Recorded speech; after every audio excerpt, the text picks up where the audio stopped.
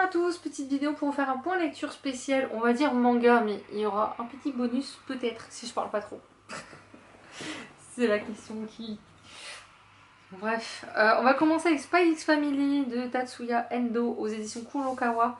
Les tomes 10, 11, enfin 10 non, 11, 12, 13. J'ai pas grand chose à en dire, cette série je l'aime beaucoup, elle est très drôle. Pour ceux qui savent pas, on suit un espion qui va devoir se créer une famille de toutes pièces. Et sans le vouloir, il va se retrouver avec Yor qui est tueuse à gages pour épouse. En vrai, elle est tueuse à gages. Et une jeune demoiselle de Anya qui en fait a le pouvoir de lire dans les pensées. Donc je vous laisse imaginer ce qu'elle peut lire dans l'esprit de ses parents.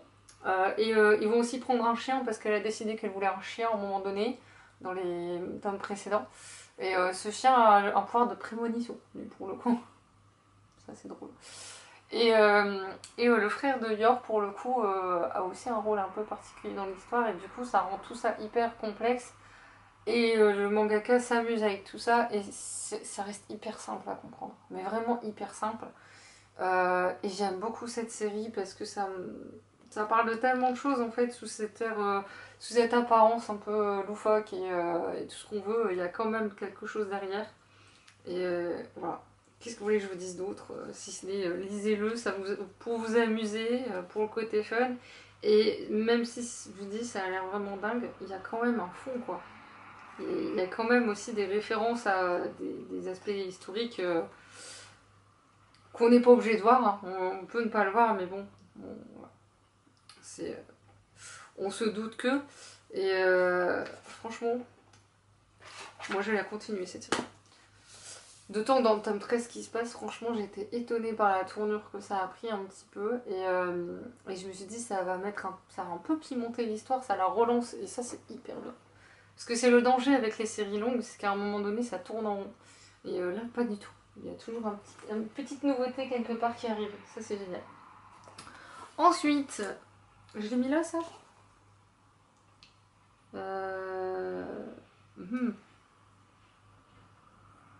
Je vérifie avant que je peux vous montrer. Ah oui, oui, d'accord. Est-ce que je dois vraiment prononcer le titre de ce manga Je vais essayer. Slatlight... Ah Slightly Dangerous Switch de Lan Mutsuki aux éditions. Alors c'est Boys Love IDP, mais maintenant c'est Hana. Alors là, il est disponible que dans des box qui sont à prix réduit à 10-11 euros, un truc comme ça, ou gratuitement si vous commandez pas mal de mangas sur leur site. Bref, donc moi j'ai gratos parce qu'à une époque je commandais chez eux, mais maintenant voilà, je commande plus parce que je sais pas, j'arrive plus à trouver quelque chose d'original chez eux. Et je cherche autre chose dans ce genre-là en boys love. Et là, pour le coup, en fait, le mangaka s'est amusé à mettre ces deux personnages dans des situations différentes, grosso modo. Et là, pour la première, c'est un lycéen passionné de basket qui va se retrouver à avoir un professeur particulier. Et en fait, à chaque histoire, ils ont switché, en fait, d'où le mot switch. Ils ont switché sur des trucs, je sais plus, j'ai un peu oublié. C'était sympa, ça pas non plus le truc de l'année, très honnêtement. Mais ça fait le taf. Au moins, c'est. J'allais dire, c'est pas hyper trash, mais peut-être que si, en fait. Attendez. Je refeuillette vite fait, hein, parce que j'ai dû lire ça un soir avant d'aller me coucher, je pense, et j'attendais que quelque chose termine, ou. Je pense que ça devait être ça. Bah là, comme ça va. C'est pas. Il y a des sous-entendus, on va dire, sur les scènes épicées. On va dire épicées, hein, parce qu'on dit pas ici en anglais, mais moi je suis en France, voilà.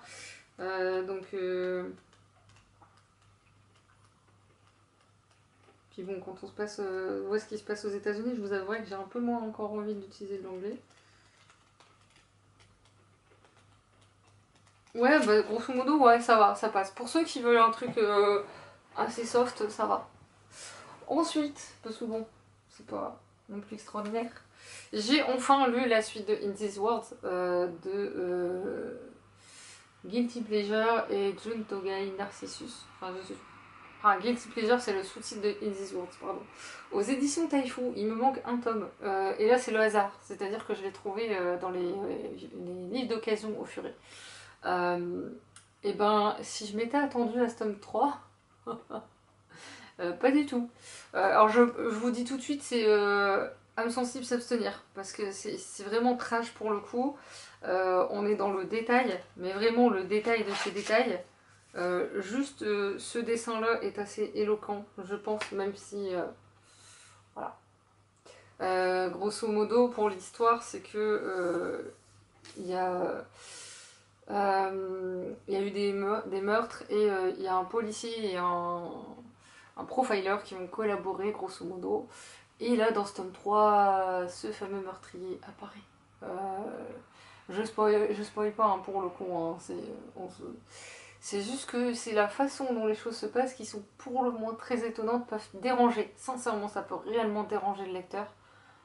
Moi, je considère qu'à un moment donné, on sait très bien en fait, au regard des 2 premiers tomes, on est préparé quand même. On sait ce qu'on va dire. Celui qui n'est pas d'accord avec ça, voilà. Du coup, il me manque un tome 4. Voilà. Il va falloir que je pense à me l'acheter.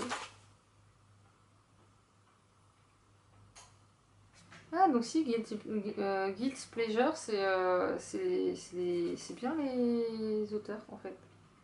C'est désigne une dessinatrice et une romancière vivant chacune sur une des côtes américaines. Donc, si c'est ok, c'est bon. On est bon. Bref, vivons la suite. Enfin, qui est sortie, mais bon, soit, passons. Ensuite, un comptable à la cour des éditions Akata, j'ai lu le 1 et le 2. Et alors là, le 1, honnêtement, quand je l'ai lu, j'ai dit... Alors c'est un tome de présentation, mais fait de telle manière, c'est un peu crescendo. C'est-à-dire qu'on vous présente les choses, et puis arrivé à la fin du tome, on nous met en avant des choses qui nous font dire « Ah, je sens que ça va être plus complexe que ça en a l'air. » À l'origine, c'était un roman qui malheureusement n'est pas publié en France. C'est dommage. Parce que moi, maintenant, j'ai tendance à préférer les versions romans. Mais bon, déjà qu'on ait au moins la version manga, c'est déjà très bien. Dans cette histoire, nous sommes donc au Japon. Seiichiro, donc le jeune homme à lunettes, est un salariman lambda, comptable, qui fait trop d'heures, qui est pas loin du burn-out. Et sauf que le jour de son anniversaire, il se dit ah, allez, pour aujourd'hui, on va faire une petite incartade. En sortant du bureau, il veut chercher à manger. Et sauf qu'il croise une jeune fille sur le point d'être happée par un vortex, donc il essaie de la sauver, sauf qu'il se retrouve lui aussi happé dans ce vortex, qui mène à un monde totalement différent. Un monde où c'est tout l'inverse, où on travaille peu par rapport au temps qu'on a, le temps ne s'écoule pas de la même manière non plus, et va le découvrir en fait. Et, sauf que comme il n'était pas censé arriver, lui, en tout cas, n'était pas censé arriver, du coup, ils auraient un petit problème. Parce que la jeune fille était attendue parce qu'elle est considérée comme une sainte, pouvant libérer le royaume des miasmes. Il y a quelque chose qui se répand et elle peut guérir tout en fait. Elle a des pouvoirs pour. Mais lui, il n'a aucun pouvoir. Il sert à rien en fait.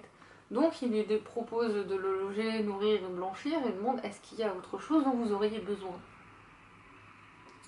Une personne lambda dirait bah non. Lui il demande un travail.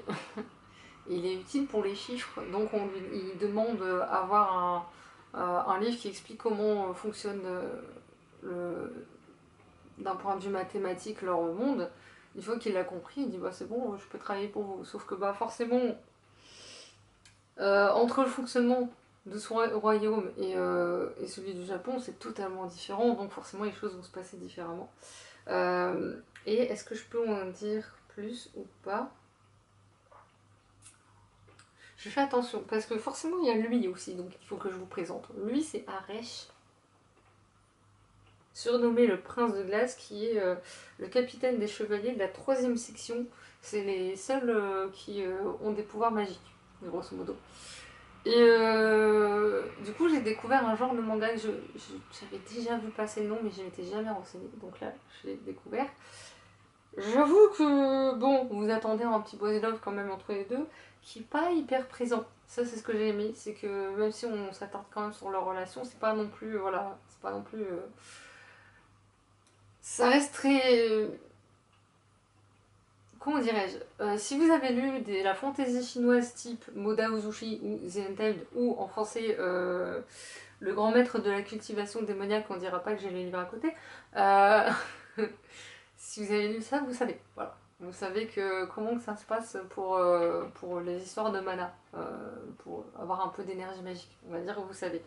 Si vous ne savez pas, avant de le lire, je vous invite à vous renseigner potentiellement, ou si le fait qu'il y ait des scènes un peu épicées ne vous dérange pas, vous savez. Voilà. Mais c'est pas toutes les pages, c'est vraiment une scène. Et c'est pas non plus hyper détaillé, c'est juste suggéré de manière à ce que ce soit assez clair. C'est enfin que suggérer, non peut-être pas finalement. Enfin disons que on en voit suffisamment pour comprendre, mais après c'est pas non plus ça reste encore raisonnable. Et pour ceux qui s'inquiètent de la notion de consentement, il y a la notion de consentement, elle est respectée, je vous rassure. Puis il y a le tome 2. Le tome 2,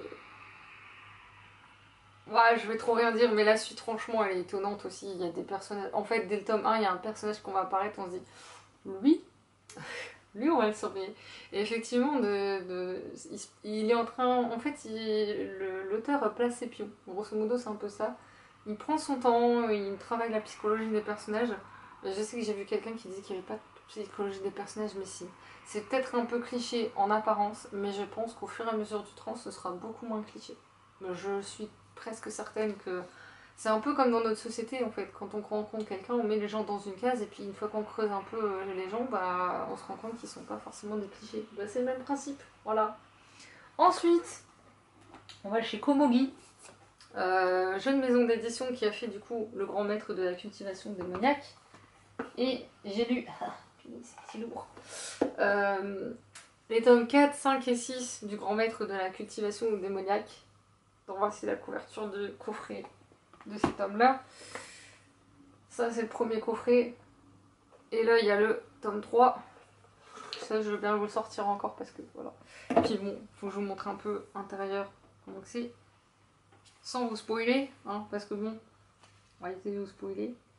Ouais, là, ça va, ça passe encore. Je voudrais juste, voilà, merveilleux. Qu'on voit Lanzan et Wuxian. On va y arriver. Bref, j'adore cette série. Pour ceux qui ne connaîtraient pas, wow, ça fait le buzz. C'est extraordinaire. On suit en fait un... Ah, c'est merveilleux, ils ont mis le résumé. Comme ça, je vais pouvoir ne pas me tromper sur les noms. C'est Wuxian. Bref, il y a un jeune homme, pour expliquer, il y a un jeune homme qui est maltraité par sa famille, qui va faire un rituel pour invoquer Wei Wuxian, ou Ying, puisqu'il y a plusieurs noms. En fait, quand il va revenir, du coup, il va être dans le corps de ce jeune homme, et pour pouvoir rester dans ce corps, il doit accomplir des actions, les actions que voulait cette personne qui l'a invoqué. Sauf que, manque de peau pour lui, c'est que il est mort un peu tôt, donc il sait pas trop. Il va le découvrir, et en fait c'est par ce biais-là qu'il va se retrouver à recroiser la route de Lanzan, qui est là. Et Lanzan, en fait, c'était celui avec qui il a passé pas mal de temps à une certaine époque, 13 ans par an. Et sauf que quand il le croise, lui, il va me griller tout de suite. Je vous dis pas plus sur la suite parce que très franchement c'est un univers hyper bien construit, très détaillé. Pour ceux qui ont un peu de mal à se concentrer, je pense que la version manhwa que je viens de vous montrer est beaucoup plus accessible et directe que dans la version roman. L'écriture est vraiment très travaillée, très détaillée. Moi j'aime bien aussi. Mais ce qui est bien, c'est que si vous lisez la version roman et que vous avez tendance à pas avoir une très bonne mémoire, vous avez la version manhwa pour vous rafraîchir les choses. Et c'est génial. Ça se complète. En fait, les deux versions se complètent vraiment extrêmement bien, je trouve. Par rapport à ce que j'ai vu de la série, j'ai pas tout regardé, j'ai peur de me spoiler des trucs. Mais de ce que j'ai vu, ouais, c'est respecté. Il y a juste la relation entre les deux personnages principaux qui est pas trop respectée parce que Shin oblige, quoi. Mais sinon, franchement, le reste, ça va. enfin, ouais, enfin, je vais dire enfin, l'autre je le ferai une autre fois. Toujours chez Komogi, Day Off, saison 1 de Daily Greens, que voici. Et en fait, honnêtement, c'est d'une mignonnerie absolue. J'ai lu ça, j'ai lu ça j'ai commencé pendant les pubs de la Starac. Et c'était tellement mignon que j'ai fini par ne pas regarder la Starac. J'étais à fond dedans. Alors qu'en vrai, c'est des genres de petits épisodes où on suit en fait. J'ai oublié les noms des personnages, mon dieu. C'est horrible. J'ai oublié les noms des personnages, mes gens.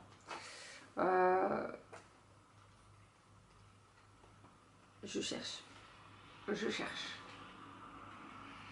En fait, c'est un patron et un de ses employés qui vont finir par être ensemble et qui vont former un couple. Mais il faut pas trop que ça se voit au bureau, grosso modo. Et on suit des petits moments, en fait. Voilà. Hua Xiao Fei, désolé pour la prononciation. Donc c'est le roux que vous voyez là. Et l'autre, qu'il faut que je cherche du coup... Si j'arrive à trouver, c'est le directeur général, Monsieur Zhang, dont j'ai pas le prénom là tout de suite.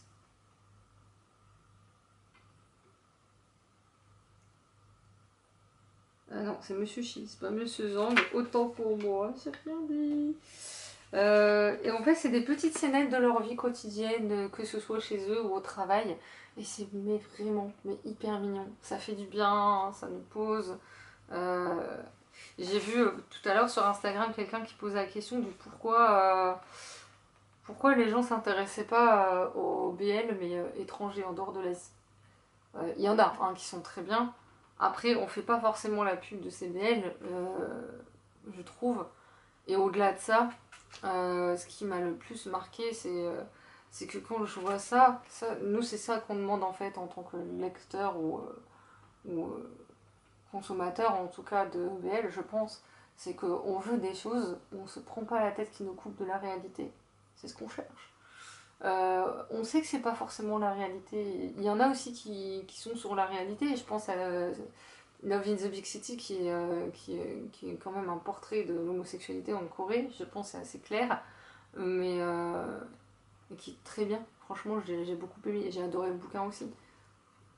Maintenant, je pense qu'au lieu de juger les gens et de dire ah c'est pas bien, là elle disait pas c'est pas bien, elle disait juste elle aimerait comprendre pourquoi.